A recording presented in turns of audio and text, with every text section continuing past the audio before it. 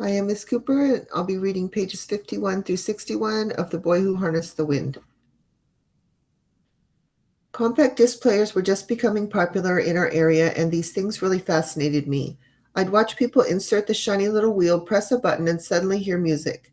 How in the world, I wondered. How do they put songs on that disc? I'd ask. Who cares? People would answer. My neighbors in the trading center seemed happy to enjoy their cars and CD players without explanation, but not me. I was filled with the desire to understand, and the questions never stopped coming. If finding these answers was the job of a scientist, then I wanted to become one. Of all the things to be curious about, what intrigued me the most were dynamos. They looked like small metal bottles and attached to the wheel of a bicycle. I'd always seen them around Wimby, but never knew what they did. That is until my father's friend rode up one evening with a headlamp shining from his handlebars. As soon as he jumped off, the light disappeared. Hey, what made that lamp go off? I asked. I didn't see him flip a switch or anything. The dynamo, he said. I stopped pedaling. I waited for him to go inside, then jumped on his bike to investigate. Sure enough, the light came on as soon as I started pedaling around the courtyard. I flipped the bike upside down and traced the wires from the headlamp all the way to the back tire where the dynamo was attached. It had its own little metal wheel at the top that pressed against the rubber. When the tire spun, so did that wheel. Then there was light. I couldn't get this out of my head. How did a spinning metal wheel create light? The next time the man came to visit, I flipped the bike over for another look. This time I noticed the wires had come loose from the lamp. While the tire was spinning, I accidentally brushed the bare end of the wire against the metal handlebar and saw a spark. Aha! My first clue. I called over my trusted colleague, Mr. Jeffrey. Bambo, bring me one of our radios, I said. One that works. I'm onto something big. Sure, sure. Just like with our battery test, they connected the two wires from the dynamo to the positive and negative heads in the radio, where the batteries normally go. Okay, Jeffrey, now start pedaling. When Jeffrey spun the wheel, nothing happened, so I took the wires out of the radio and reattached them to the headlamp. When Jeffrey pedaled, the light flickered on.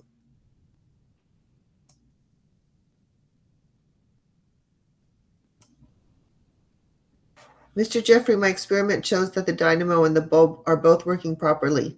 So why won't the radio play? He said. Try sticking the wire somewhere else. He pointed to a little socket in the radio labeled AC. Try here, he said. Lo and behold, when I jammed the wires inside, the radio came to life. Tonga, we shouted. I pedaled the bicycle as Billy Conda sang his happy music on Radio 2. Jeffrey became so excited that he started to dance. Keep pedaling, he said. This is one of my favorite songs. Hey, but I want to dance too. Without realizing it, Jeffrey and I had just discovered something called alternating and direct current. Of course, we wouldn't know its true meaning until much later. But while I was cranking the pedals so hard that my arms became tired, I kept wondering, what can do the pedaling for me so that both of us can dance? Well, the answer was electricity. The dynamo had given me a small taste of this magical thing, and I soon became determined to try and make on my own. Many of you have probably been saying, but doesn't everyone have electricity? It's true that most people in Europe and America are lucky to have lights whenever they want them, plus things like air conditioning and microwave ovens. But in Africa, we're not so lucky. In fact, only 8% of Malawians have electricity in their homes, and most of them live in the city.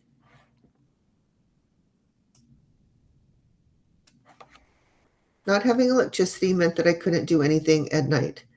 I couldn't read or finish my radio repairs. I couldn't do my homework or study for school. No watching television. It also meant that I walked outside to the toilet. I couldn't see the big that when I walked outside to the toilet, I couldn't see the big spiders or roaches that like to play in the latrine at night. Only felt them crunch under my bare feet. Whenever the sun went down, most people stopped what they were doing, brushed their teeth, and went straight to bed. Not at 10 p.m. or even 9 o'clock, but 7 in the evening. Who goes to bed at 7 in the evening? Well, most of Africa. The only lights we had were lanterns, and not the fancy kind that are powered by batteries. Our lanterns were made from empty powdered milk cans, which we bent closed at the top and filled with kerosene.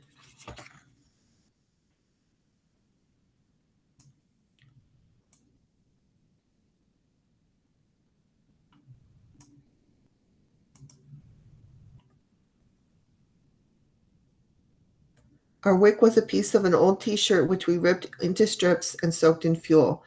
Kerosene looks a lot like gasoline and smells just as bad. Worse, it produced thick black smoke that irritated our eyes and throats and made us cough. And because most people's roofs were made from straw, the lanterns were a real fire hazard. Growing up, I heard many stories of people's homes burning down because someone knocked over a lantern. Electricity does Electricity does exist in Malawi, but it's very expensive and hard to get at your house.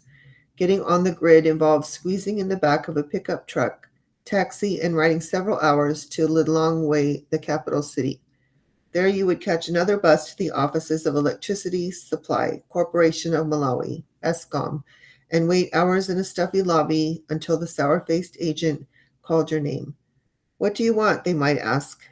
I would like electricity, you tell them. Hmm, we'll see what we can do. After you'd fill out an application and paid a lot of money, they would ask you to draw them a map of your village and house. That's me, you'd say. I live here. And if your application got approved, and if the workers were able to find your home, then you'd have to pay more money for them to install a pole and wires. Once you had electricity, you'd be very happy. You'd plug in your radio and dance to the music, that is, until ESCOM cut the power, which they did every week, usually at night. After all the money and trouble, you'd still find yourself going to bed at 7. Why does ESCOM turn off the power? Part of the reason is deforestation, which is a real problem in Malawi and other parts of the world. Thanks to the tobacco and maize estates, most of the lush green forests that once covered the county, which once covered the country back in Grandpa's youth, are gone. The rest is being cut down and used as firewood. You see, since we don't have electricity, most of Malawians, including my family, rely on fires for everything from cooking to heating bath water. The problem is that now the firewood is running low.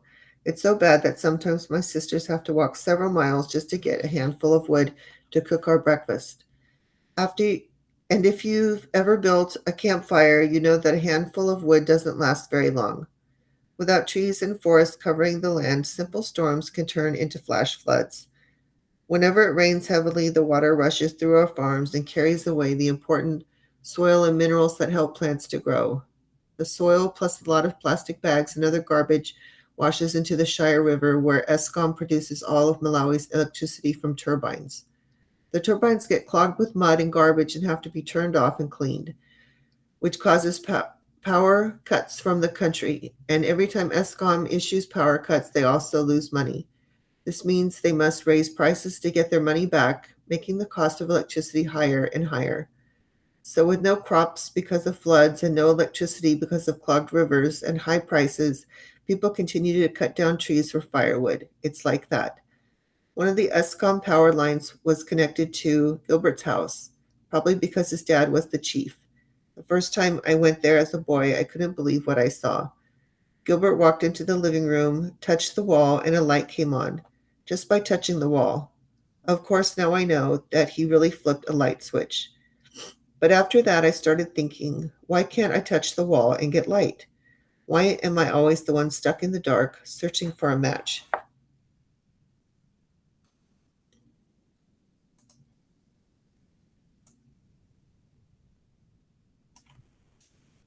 I knew that bringing electricity to my village was going to take more than just a bicycle dynamo or any wizard's best magic. In any way, my family couldn't afford to buy either of those things, but I did have one bit of hope. I would soon be taking my final exams to leave primary school. If I passed and advanced to secondary school, what kids in America call middle school, I knew I'd be studying more science. Several schools had special science programs where students got to work on all kinds of experiments. If I could get into one of those places, perhaps my dream of becoming a scientist would come true. My current school, Wimby Primary, certainly didn't seem like a place where scientists come from. It was located down the wooded trail from Gilbert's house, just opposite the mosque. It was a community school supported by the government, and the conditions were quite shabby. The iron sheets on the roof were full of holes, and when it rained, the water poured down on us. The rooms were too small for the large number of students, and some classes were held outside under trees. With all the trucks going past, plus the birds, insects, and people walking around, it was impossible to concentrate. The administrators didn't provide us with lesson books of our own. The teachers always ran out of chalk, and most students never owned a pencil. Ask any child in Malawi to spell their name or give the sum of 2 times 2, and they'll probably scribble the answer in the dirt with their finger. Another problem at Wimby were the toilets. Just a few grass huts with a deep hole covered the logs. It didn't take long for the termites to make their nest inside those logs and eat them hollow.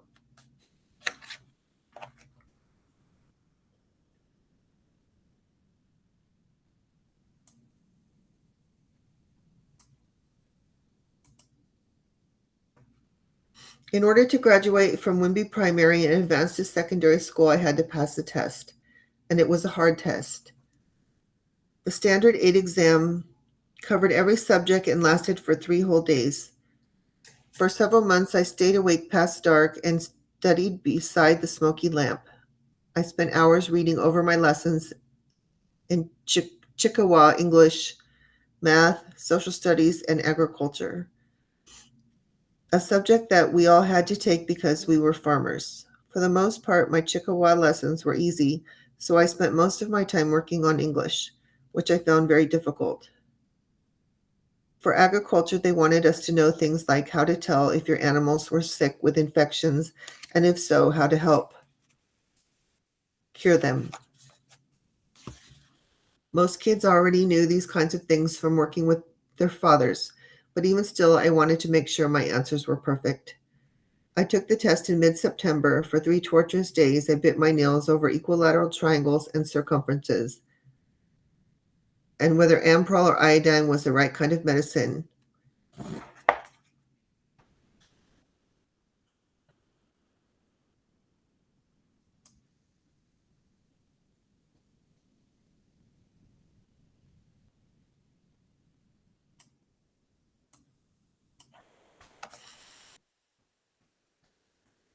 For a sick chicken. I was a bundle of nerves.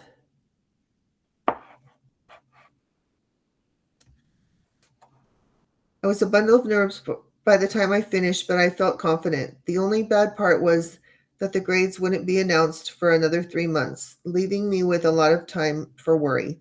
Unlike in America, secondary school wasn't free. It cost money to attend, and because of that, most kids in Malawi didn't even bother going. My older sister Annie was already halfway finished with her schooling, and I couldn't wait to have my own chance. Another exciting thing about the upper grades was getting a new uniform. Soon I could ditch the little boy shorts required for younger students and walk tall in trousers. Once my exam was over, I watched for Gilbert to finish. No more short pants for us, I said when he appeared. That's right, and until we start school again, our mornings are free. What shall we do? Let's get Kamba and go hunting, I said.